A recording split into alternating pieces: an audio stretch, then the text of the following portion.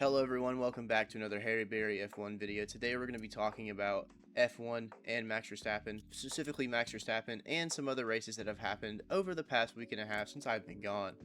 This is going to be a follow-up and also a last Sunday video. I apologize for the lateness of this video. I know it's going out Thursday at 3 p.m.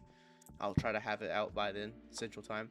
But my AC unit up here went to absolute shit, so I have to have it completely replaced, and it got replaced yesterday afternoon. So here we are making a video, and today we're going to be talking about Max Verstappen and his DNF at the Nürburgring at NLS 2.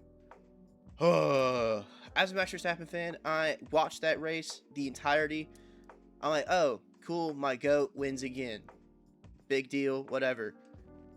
An hour and a half later, I'm scrolling on Instagram, and I find this graze my fucking screen. Disqualified. For what, you may ask? Using too many fucking tires. Are we serious? Now, I'm 100% sure this is not a Max Verstappen error. This is a team error. So, who knows?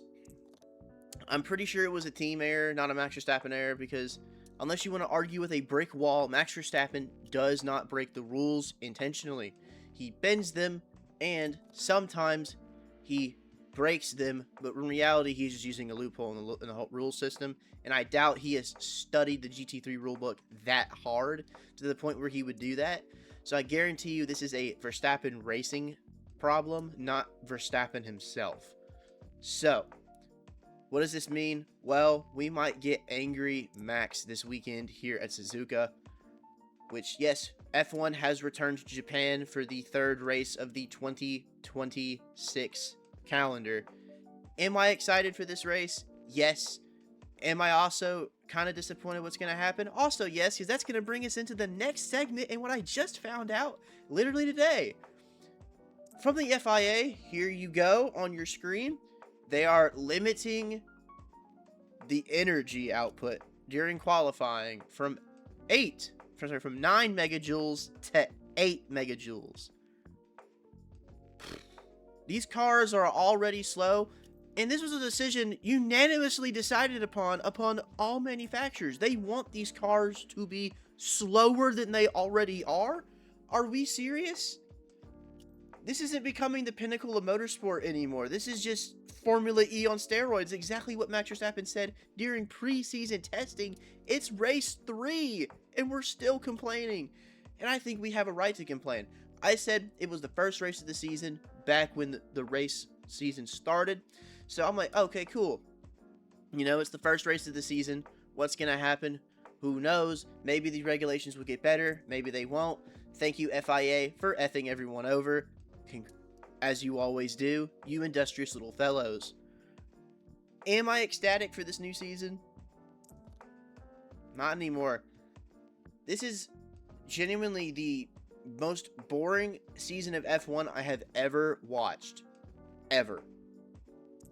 Period. This is just stupid. Like, it's just one car running away with it. And you're like, well, you're a Max Verstappen fan. What about 2023? 2023 was completely different. Completely different. Yes, that was the one time the best driver got the best car. Of course he was going to run away with it. Of course he was. But there was a chance for his teammate to compete. And remember, Checo won 2 races that season. Of course, Verstappen won 19. But think about it. When that happened, when Checo beat Max at Azerbaijan, he's told everyone around him, I will never let that man beat me again. What did he do? He won 10 in a row. 10 in a row. That's completely different than what we're seeing right now. Completely different. This is a battle of performance, not of just pure speed and domination. And if it was a battle of pure speed and domination, then Mercedes would run away with it. They would just run away with it. This season is becoming just sad. So, in other instances, I recommend you watch the WEC, which, of course, their first race was canceled. Because, thank you, United States government. So yeah, first race is canceled for the WEC. I recommend watching IMSMA. Speaking of IMSMA, 12 Hours of Sebring happened this weekend. The weekend from this recording. Cool beans. Porsche dominated again, as they do in IMSMA. As I've always said, Porsche just wins everything in IMSMA. Here are your winners on screen. Congratulations to Porsche once again for another win. Dominating the DPI category. Just destroying everyone as usual. Another win for Penske Motorsport. Couldn't see that coming a mile away. There was some eventful moments during the race. Here you have this crash.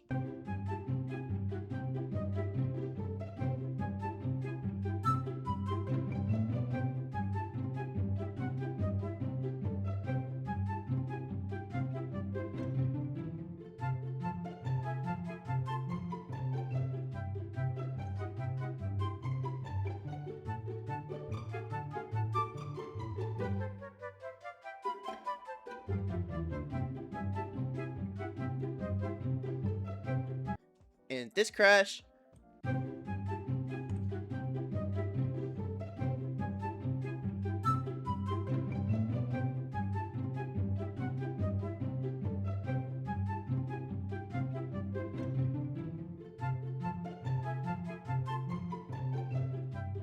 It was a good race.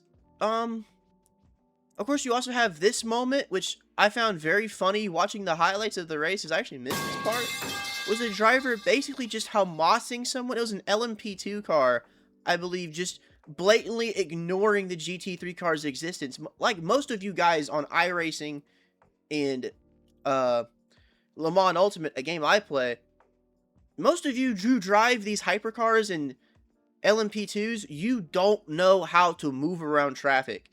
I saw a bronze rated driver in real life, essentially, drive that LMP2 car just straight into the rear of that GT3.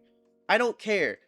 The GT3 car has the racing line. I don't care what car you're in. You have to let the GT3 car through the corner. They are on the apex. And you can't miss them. They're wide as hell. So let the GT3 car go through. And a lot of people get these cars confused and whatever. Oh, the GT cars are slow. The GT3 cars are not slow. They're slow in the straights-ish. They go about 165, 155-ish max out top speed in the straights. So yeah, the hypercars are going to overtake them, and so are the LMP2s in the straights. But in the corners, all three of these classes are pretty much the same, unless it's like a really high-speed corner. Then, of course, the boat that is a GT3 car isn't going to turn as fast as an LMP2 or a DPI, because those cars have suspension specifically catered to go around corners at really high speeds. But yeah, 12 Hours of Sebring, really fun race to watch. I had fun enjoying that, especially because there was no F1 this past weekend. So if you need to watch stuff, GT3 again has races almost every weekend, and NLS streams their races on YouTube for free. So if you have trouble watching racing on your computer, your phone, at work, whatever, I recommend just watching NLS YouTube. They stream all their races for free in English and German, and you can watch any onboard car you want for free, completely free on YouTube. So WNLS YouTube. IMSMA, they do upload their races in parts after the race, but it's the day after. So 12 Hours of Sebring Part 1 came out on Monday, and the Part 2 came out on Tuesday. So if y'all want to watch the actual full race of the 12 Hours of Sebring that just happened, it is uploaded on YouTube right now on the IMSMA YouTube channel, which I will link both of them in my description. So go check them out. Seriously, it is the best thing I personally have to watch when there is no F1, there is no WEC. It's just to watch IMSMA. I love IMSMA. That is what I got into endurance racing. It wasn't from the WEC. Once I discovered the WEC, my mind went boom. Like, whoa, they do this in Europe? Duh. And now they also do it in Asia, which I didn't know either. IndyCar, I think, had a race I haven't kept much with IndyCar. I don't really like their oval racing. I did see that it was St. Petersburg. I think that's where they raced.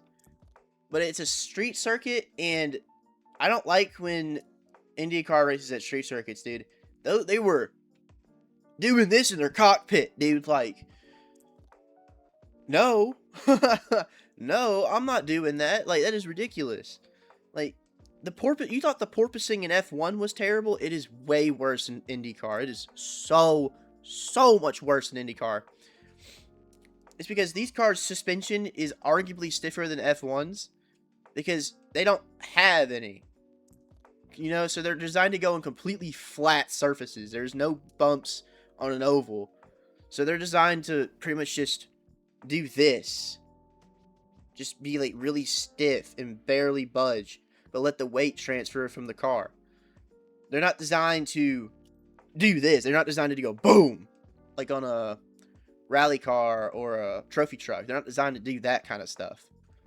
So they don't respond to bumps very well. And as you can see on this onboard, yeah, it's pretty rough. But yeah, IndyCar been doing pretty well. NASCAR, haven't really kept up much with NASCAR. I think Tyler Reddick won another one, which is, if he did, it's just bonkers. Like, out of nowhere, he's just winning everything, and I guess he sold his soul for NASCAR fame. I wouldn't put it past anybody nowadays, considering what's been going on with the world. Someone's selling their soul for fame and fortune and something that they think that they're good at or they're decent at anyway, and they just, oh, I'm gonna sell my soul and just get it guaranteed. Promise I will never switch up on y'all. Never selling my soul. I don't care if the max amount of reach I ever get is 10,000 people.